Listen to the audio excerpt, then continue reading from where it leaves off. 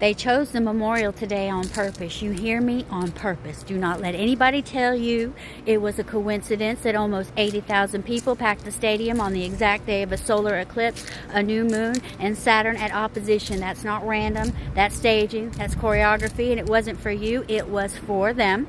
And here is the ugly truth. Crowds are batteries. When tens of thousands cry, chant, and sway together, you create a current. Science calls it collective effervescence. Spirit folks call it energy harvesting. I call it what I see it, stealing your grief and cashing it in. And this playbook isn't new. The Romans did it in the Colosseum, blood and bread to distract the people while the empire pulled strings behind the curtain. Televangelists do it every single Sunday, whipping a congregation into tears, then passing the plate at the peak. Even Hollywood showed you the metaphor in The Matrix. Humans strapped in as living batteries, feeding a machine that doesn't give a damn about them.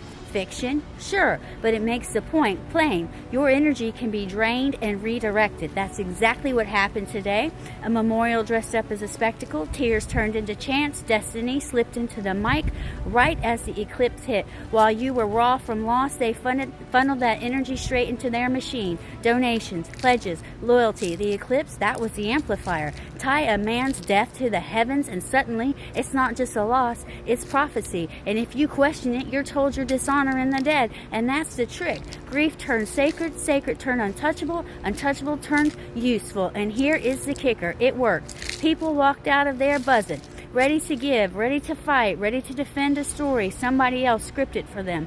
That charge didn't fade when the lights cut off. It got banked. It'll be spent later on whatever agenda they load into it. This was not comfort. It wasn't closure. It was control. They harvested 80,000 beaten hearts today and called it a memorial. So don't get played.